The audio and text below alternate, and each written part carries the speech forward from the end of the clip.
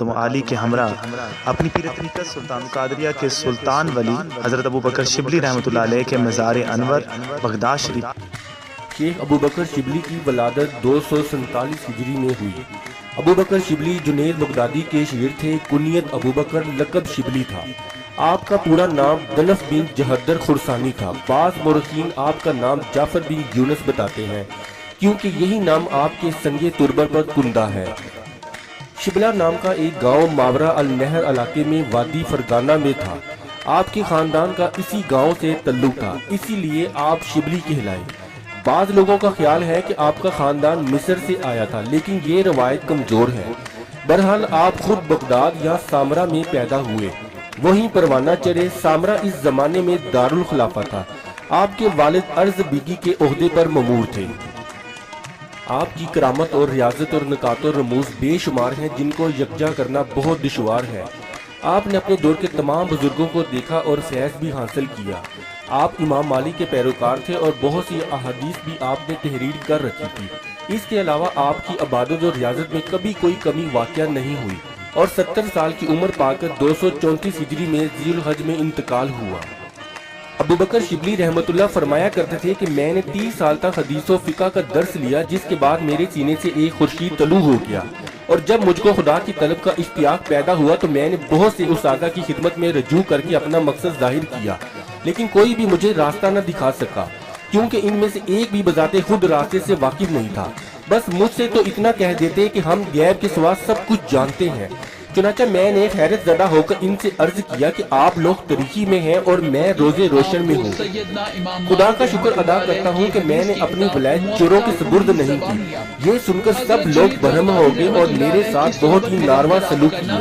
ابتدا میں آپ نہاوند نامی جگہ کے سردار تھے، اور جب تمام امیروں اور سرداروں کو درباری خلافت میں طلب کیا گیا تو آپ بھی وہاں تشریف لے گئے، اور جس وقت خلیفہ سب کو شاہی لباس عطا کرنے والا تھا، اس وقت امیر کو چھینک آئی اور اس نے شاہی لباس کی آستین سے ناک صاف کر دی، جس کی سزا میں خلیفہ نے شاہی لباس واپس لے لیا اور اس کو برطرف کر دیا۔ اس وقت آپ کو یہ تنبیہ ہوئی کہ جو شخص مخلوق کی عطا کردہ چیز سے گستاخی کر کے ایسی سزا کا موجب ہو سکتا ہے تو خدا کی عطا کردہ چیز کے ساتھ گستاخی کرنے والے کی تو نہ جانے کیا سزا ہوگی۔ اس خیال کے بعد آپ نے خلیفہ سے آ کر عرض کیا، تو مخلوق ہو کر اس چیز کو ناپسند کرتا ہے کہ تیری عطا کردہ چیز سے بے ادبی کرے کوئی، جبکہ تیری دی ہوئی چیز کی حیثیت مالک کی دی ہوئی چیز سے مطابق نہیں رکھتی۔ اس نے مجھ کو اپنی معرفت کی جو چیز عطا فرمائی ہے، میں بھی یہ پسند نہیں کرتا کہ اس کو ایک مخلوق کے سامنے کثیف کر دوں۔ یہ کہہ کر دربار سے باہر نکلے اور حضرت خیر نساج کے ہاتھ پر جا کر بیعت ہو گئے، اور کچھ عرصہ ان سے فیض حاصل کرنے کے بعد انہی کے حکم سے حضرت جنید بغدادی کی خدمت میں پہنچ گئے اور ان سے عرض کیا کہ لوگوں نے مجھے بتایا ہے کہ آپ کے پاس ایک گوہر نایاب ہے، لہٰذا آپ یا تو اس کو میرے ہاتھ قیمتاً فروخت کر دیں یا پھر بغیر قیمت کے دے دیں۔ حضرت جنید نے فرمایا کہ اگر میں فروخت کرنا چاہوں تو تم خرید نہیں سکتے، کیونکہ تمہارے اندر قوت خرید نہیں ہے، اور اگر مفت دے دوں تو اس کی قدر و قیمت نہ سمجھ سکو گے، کیونکہ بلا محنت کے حاصل کردہ شے کی کوئی قدر و قیمت نہیں ہوتی۔ لہٰذا اگر تم وہ گوہر حاصل کرنا چاہتے ہو تو بحر توحید میں غرق ہو کر فنا ہو جاؤ، پھر اللہ تعالیٰ تمہارے اوپر صبر و انتظار کے دروازے کشادہ کر دے گا، اور جب تم دونوں کو برداشت کرنے کے قابل ہو جاؤ گے تو وہ گوہر تمہارے ہاتھ لگ جائے گا۔ چنانچہ جنید بغدادی نے شروع ہی سے ان سے بہت سخت محنت لی، انہیں نہاوند بھیجا جہاں کے لوگوں پر انہوں نے حکومت کی تھی، اور کہا کہ ایک ایک شخص سے پوچھ کر معلوم کریں کہ اگر انہوں نے کسی کے ساتھ زیادتی کی ہے تو وہ انہیں معاف کرتا ہے یا نہیں۔ انہوں نے اس حکم کی تعمیل کی۔ پھر جنید بغدادی نے ان سے کہا کہ جا کر 1 سال تک بازار میں بھیک مانگو، تو انہوں نے یہ کام بھی کیا، حتیٰ کہ آپ نے بغداد کے ہر دروازے پر بھیک مانگی، لیکن کبھی آپ کو کسی نے کچھ نہیں دیا، اور جب اس کی شکایت آپ نے حضرت جنید بغدادی سے کی تو انہوں نے مسکرا کر فرمایا کہ اب تو شاید تمہیں اندازہ ہو گیا ہوگا کہ مخلوق کے نزدیک تمہاری کوئی حیثیت نہیں، لہٰذا اب کبھی مخلوق سے وابستگی کا خیال نہ کرنا اور کبھی کسی چیز پر مخلوق کو فوقیت نہ دینا۔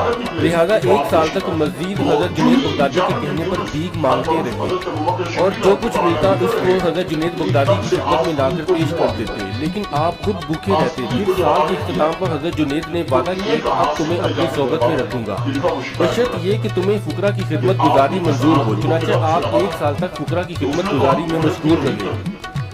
फिर हजरत जुनैद बगदादी ने पूछा कि अब तुम्हारे नजदीक नफ्स का क्या मुकाम है? आपने जवाब दिया कि मैं खुद को तमाम मखलूक़ात से कमतर तस्वर करता हूँ। ये सुनकर हजरत जुनैद बगदादी ने फरमाया कि अब तुम्हारे ईमान की तकमील हो गई है। गर्द के जुनैद बगदादी की तरबियत ने उनको कुंदन बना दिया। इब्तदाई दौर पे जो कोई आपके सामने खुदा का नाम लेता तो आप इसका मुंह शुक्र से भर देते और बच्चों को महज इस नीयत से शरीनी तकसीम फरमाया करते थे कि वो आपके सामने सिर्फ अल्लाह अल्लाह करते रहे। फिर ये कफियत होगी कि खुदा का नाम लेने वालों को रुपये और अशरफियाँ दे दिया करते। फिर इस मुकाम पर पहुँच गए कि शमशीर बरहन्ना लेकर फिरते और फरमाया करते कि जो कोई मेरे सामने अल्लाह का नाम लेगा इसका सर कलम कर दूंगा। और जब लोगों ने पूछा कि आपने अपना पहला रवैया क्यों तब्दील कर दिया, फरमाया कि पहले मुझे ये ख्याल था कि लोग हकीकत और मार्फत के एतबार से खुदा का नाम लेते हैं, लेकिन अब ये मालूम हुआ है कि ऐसा नहीं है, बल्कि महजन आदतन नाम लेते हैं जिसको मैं जायज तस्वर नहीं करता। एक और वाकया, एक मर्तबा आपने ये गैबी निदा सुनी कि इसमें जात के साथ कब तक विबस्ता रहेगा, अगर तलब सादक है तो इस जात की तरफ रजू करो। ये निदा सुनकर इश्क इलाही में ऐसे मुस्तगरक हुए कि दरियाए दजला में जाकर छलांग लगा दी, लेकिन एक मौज ने फिर किनारे पर फेंक दिया। फिर इस कफियत में आग में कूद पड़े, लेकिन आग भी आपके ऊपर असरअंदाज न हो सकी। इसके बाद अक्सर खतरनाक मकामात पर पहुंचकर खुद को हलाक करने की सही करते रहे, मगर अल्लाह ताला तो अपने महबूब बंदों की खुद हिफाजत फरमाता है, इसलिए किसी जगह भी कोई तकलीफ ना पहुंची और हर यौम ज़ौक़ो शौक में मसलसल इजाफा होता रहा। और आप अक्सर चीख चीख कर फरमाते कि तासफ है इस शख्स पर जो पानी में ना गर्क हो सका और ना आग में जल सका, ना दरिंदों ने फाड़ा और ना पहाड़ से गिरकर हलाक हो सका। फिर आपने ये निदा गैबी सुनी कि जो मकबूल इलाही होता है इसको खुदा के सिवा दूसरा कोई कत्ल नहीं कर सकता। इसके बाद आपके अहवाल यहाँ तक पहुँच गए कि लोगों ने 10 मरतबा जंजीरों में जगड़ा, मगर फिर भी आपको सुकून मुयस्सर न आ सका। फिर आपको पागल तस्वर करके पागल खाने भेज दिया गया और हर शख्स आपको दीवाना कहने लगा। लेकिन आप ये फरमाया करते थे कि तुम सब मुझको दीवाना कहते हो, हालांकि तुम सब खुद पागल हो और इंशाल्लाह क़यामत में तुम्हारी दीवानगी से मेरी दीवानगी का मर्तबा जायद होगा। एक मर्तबा आप हाथ में आग लिए हुए फिर रहे थे। लोगों ने आपसे पूछा कि आग क्यों ले रखी है? फरमाया कि मैं इसे काबा को फूंक देना चाहता हूँ ताकि मखलूक काबे वाले की तरफ मतवज्जा हो जाए।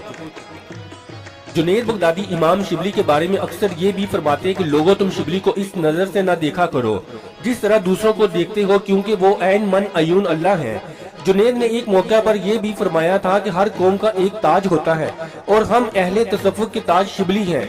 ये अजीब बात है कि हमा वक्त की सरशारी और दीवानगी में भी शिबली को शरीयत मुतहरा और शायर इस्लामी का हद दर्जा पास था। रमजान का महीना आता तो अताते इलाही में खूब सरगर्म हो जाते और फरमाया करते कि मेरे रब ने इस महीने की तज़ीम की है, इसलिए सबसे पहले मुझे इसकी तज़ीम करनी चाहिए। शिबली के खादम खास का बयान है, जब शिबली पर मौत का असर जाहिर हुए, जुबान बंद होगी और पेशानी पर पसीने के कतरे नमूदार हुए, तो मुझे इशारे से बुलाया और वजू कराने के लिए फरमाया। चुनाचा मैंने वजू कराया, लेकिन दाढ़ी में खलाल कराना भूल गया। उन्होंने मेरा हाथ पकड़ा और उंगली से अपनी दाढ़ी में खलाल करने लगे। जाफर खुल्दी जब ये वाकया बयान करते हुए बेइख्तियार इनकी आंखों से आंसू जारी हो जाते हैं और कहते हैं, लोगों बताओ तो सही ये कैसा बाकमाल शख्स था जिसने जिंदगी की आखिरी सांस तक शरीयत के अदाब में से एक अदब भी फोत नहीं होने दिया। जुनैद बगदादी शिबली के रूहानी मर्तबे से वाकिफ थे और इसीलिए इनकी बड़ी कदरों मंजरत करते थे। एक दिन उन्होंने शिबली को ज़ौक़ो शौक और इस्तराब की हालत में देखकर फरमाया, शिबली अगर तुम अपना काम हक ताला पर छोड़ दो तो राहत पाओ। ये सुनकर शिबली ने कहा, यूं तो नहीं, लेकिन हाँ अगर हक ताला मेरा काम मुझ पर छोड़ दे तो अलबत्ता राहत पाओ। ये सुनकर जुनैद ने फरमाया, शिबली की तलवार से खून टपकता है।